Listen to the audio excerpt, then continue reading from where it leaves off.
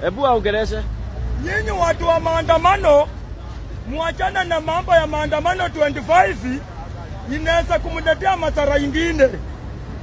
Kwa maana malandlord wa mwenye mabuilding ya tao wote wanachuana. Wanaweza kumletea kenge ingine, muanze kulaumu Sakaja na sio Sakaja. Muanze kulaumu Ruto na sio Ruto. Wanaweza tengeneza kenge ya kuchunga tao, mabuilding sao sisifunjwe milango.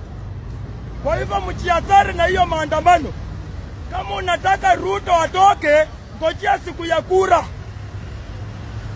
Ndio uende upange laini, utoe Ruto venye unataka. Kama uko na uwezo. Lakini ukifanya maandamano ukifikiria ati Ruto atatoka, ni uongo. Sawa.